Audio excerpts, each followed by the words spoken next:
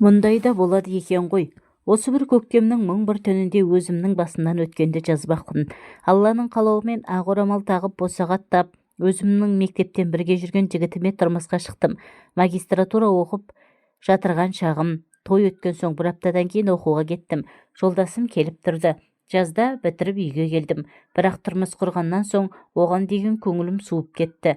Бір төсекте жатпақ түгілі оның жүзінде көргім келмейтін. Әйтеуір ретін тауып қашқақтаумен жүрдім. Солай жүріп жұмысқа орналастым. Bir күні бірлігім бітіп, күйеуімнің телефонынан алмақ болып, бөтеннен келген SMS оқыдым. Білмегендей бұл бөтені туралы зерттеп анықтап болып сұрадым. Мойындамады, өзге әйелдермен сөйлесетінін. Өлердегі сөзін айтып ешқайда мені жібермеді. Сөйтіп мен жұмысымда жүре бердім. Ол қыздан қыз ауыстырып, әдетін қоймады. Ал мен сезімім қызғаныштан артта берді. Бірақ бала болмады. Сөйтіп 2 жыл өтті. Талай қыз түгіл үлкен әйелдермен ұстадым. Саусағым жетпейді санауға ұсталған сәттерін. Бірақ ажырасуға білдей бір отбасымды жерге қаратқым келмеді. Bir жағынан күйеуімді қимадым. Отбасыммен де келісе алмай қиыншылықтарға кезіктім. Жоқ дегенді естімей өскен мен оны да көрдім, көндім. Сөйтіп жылдар айлар өте берді. Ал менің күйеуім өзгермеді. Bir күні қалаға мені 3 күнге командировкаға жіберді. Біз районда тұрамыз, яғни Төркінім тұратын қалаға. Ең бірінші күні кешке тексеруден шығып, таксиге отырдым. Үйме, яғни Төркініме бара жатырмын. Таксистке де мән бермей жұмыстың шаруалармен сөйлесіп келем. Үй жаққа жақындарда таксист бұл жақ жаңбырда балшық болады деді. Мен иә деп қоям. Талай осы балшықты кештік дедім. Үйге жақындарда осы жерден түсейін деп ақша төлерде қарындас телефон нөмір тастайсыз ба деп жымиды.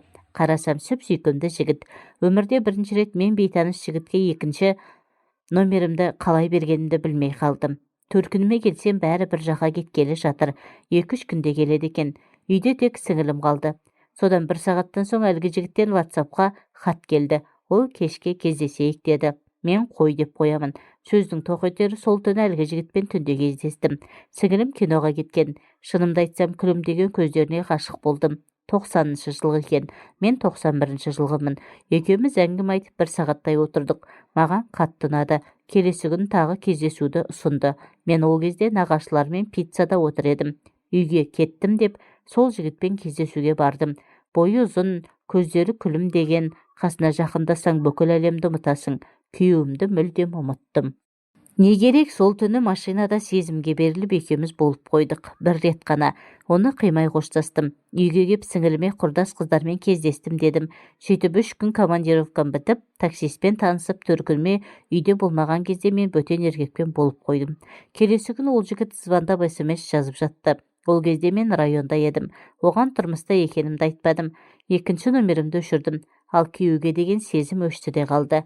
Бар ойым сол таксист болды. Сөйтіп жүріп 1 айдан соң больницаға түстім. Аяғым ауыр екен. 2 жыл күткен сәби. Өңім бе, түсім бе, бәрі мәз. Ал мен қорқа бастадым. Кімнен деп, ешкімге айтпай жүре бердім. 2 айдан соң Төркініме келіп сол таксистпен кездестім. Құштарлығымыз соншалықты тағы бір қосылдық. Аяғым ауыр сеннен деп едім, ол сенбеді. Тұрмысқа шыққалы жатырмын деп алдадым. Содан не керек, 9 ай 9 күн өткенше кімнен деген күдікпен жүрдім. Күйеуім асты үстіме түсіп босанғанша күтті. Босанған соң да қасымда болды.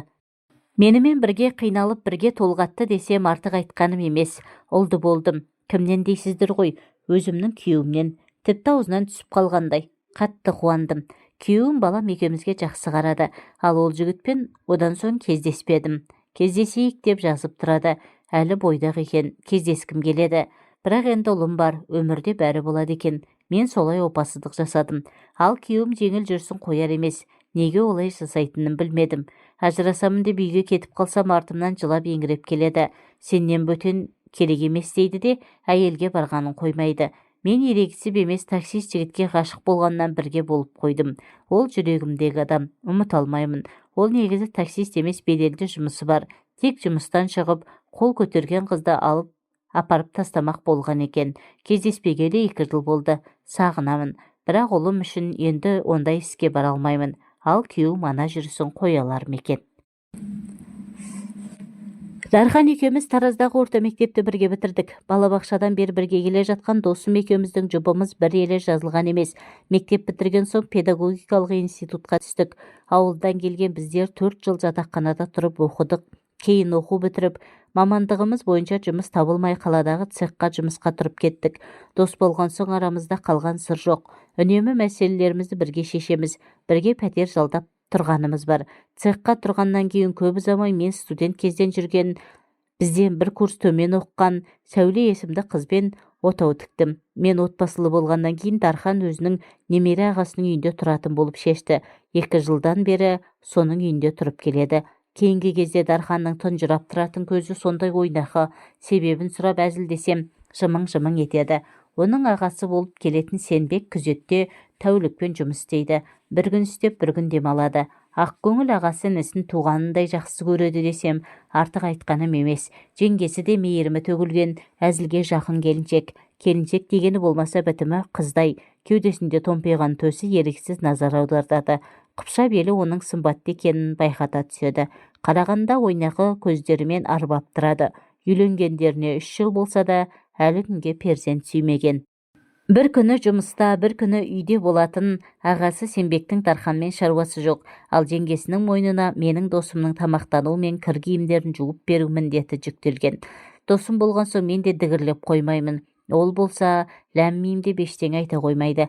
Бірде дәкең ағынан жарылып сыр бөлісті. Айтуынша, ол біраз уақыттан бері жеңешесі Елмирамен ағасы жоқта ойнас құрады екен. Қалада өскен жеңгесі бұған өзі емеурін білдіріпті. Кейде түн ортасына дейін үйге келмей қоятын қайнінісіне Элия жеңгесі үнемі қағытып тиісе беріпті. Бірде ағасы жоқта киімдерін жуып жатып, қалтаңдағы нәрселерге қарап тұрсам, қызғырқының тақымын кептірмейсің-ау дегенде, менің досым ұяттан беті қызара дуылдап, жерге қарап қипақтай беріпті. Тағы бірде жеңешесі, жетпегір қай қызды шыңғыртып келдің деп бір тиісіп өтеді. Әрине, ағасы жоқ кезде ғана осылай ойнайды. Ағасы барда әдептен аспайды. Ағасы жоқта реті келген сайын әлгіндей сөздермен түйреп қытығына түйе түсуін қоймайды. Қызғырқынды құр жібермейтін сері көңіл досым жеңешесінің мұндай қылығынан үркектеп ыңғайсызданады. Сөйтіп жүргенде бірде Дархан ағасы жоқта үйге қызара бөртіп келеді. Түнгі 12-де аса есікті ашқан жеңешесі әдеттегіше қағыта қарсы алады. Бұл да құр қарап тұрмаса керек. Жеңгенің бір бұты байынікі, бір бұты қайындікі дегенде, бүгінгінің жігіттер түсінбей өтетін болды ғой дегенде, тәкең шыдамай кетіпті. Сымбатымен жігіттерді өзіне тартып тұратын көрікті жеңешесіне әдептен аттап бірінші рет қол жүгіртеді. Талайдан бері мұндай батылдықты күтіп жүрген Элия да Дарханның құшағына құлай кетеді.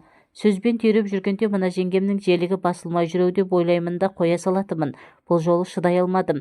Аяқ киімді шешкен бетте жібек қалатынан бары бітімді көрініп тұрған жеңешемнің белінен құшақтай алдым. Оттай жанып тұр екен. Жаймен өзіме тартсам жымың қағып құшағыма кіріп барады. Шыдап тұрамын да.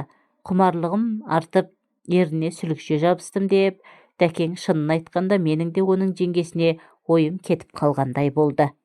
Сүйісіп тұрып ебедейсіз қолдарым оның белінен төмен түсіп дөңгеленіп тұратын жұп-жұмсақ жамбасын умаждап кетті.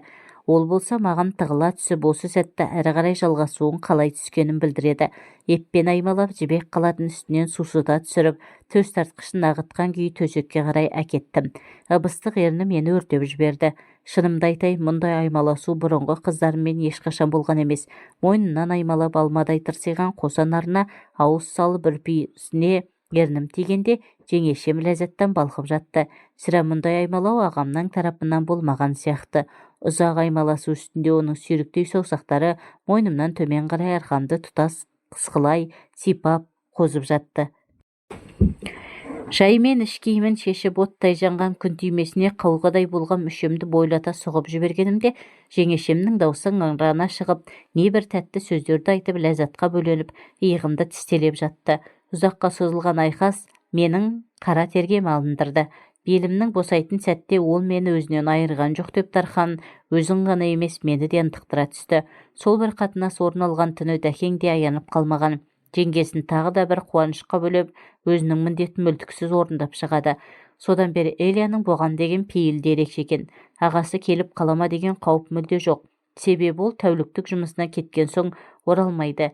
Әрі інісіне мүлдем күдіктенбейтін болса керек. Ал жеңешесі Эльмира күйеуі жұмыста болған уақытта қайнын ісін ерекше күтіп, тіпті бірнеше рет телефон соғып тастайтын сәттері аз емес. Есіктен кірген бетте Дархан өзін ғаламат шайқас күтіп тұрғанын біледі. Кейінгі кезде Дарханмен кездескен сайын айтатын әңгімеміз оның жеңгесімен төсектегі айқасы туралы ғана өрбитін болыпты. Қазір досым әр басқосуда жеңгесінің төсектегі белсенділігін, оның қойырда қойма төсекке сүйрейтінін, жатын бөлмеде, қонақ бөлмеде, ас үйде, жуынатын орындағы позаларын айтып, сілекейімді шұбырта түседі. Сондай сәттерде ішімнен шіркін, мына Элияны біз балықтатын күн қашан туар екен деп қиялдап кетем. Ол болса оны қалай тақымға басқанын, бір түндегі ләззаттың қалай жалғасқанын айтуын, кездескен сайын небір сипатты әңгімелеуін тоқтатқан емес. Өткенде ағасының үйіне әжесі келіп, 10 күнге жуық айқас тоқтап қалыпты. Сол сәтте жеңгем екеуміздің бір-бірімізге деген ынтығуымызды көрсең, дейді Дархан, жүзін көңілсіздік торлап. Жеңешесі әжесі басқа бөлмеде отырғанда бұған маза бермеуін доғармапты. Ал досым кемпірдің кетпей қойғанын жаратпай жүрдім деп күледі. Жақында ауылдан қайынатам келетін болып күтіп алуға Дархан екеуміз бірге баратын болып келістік. Пойыз түнде келетін еді. Алайда баратын сәтте Дарханның телефон тұтқасын көтермей қойғаны. Ағасы да сол күні шамасы жұмыста болған болуы керек. Көз алдыма дәкеңнің Элияны қырандай біріп алып, қызыл көрпені бүлкілдетіп жатқаны елестеп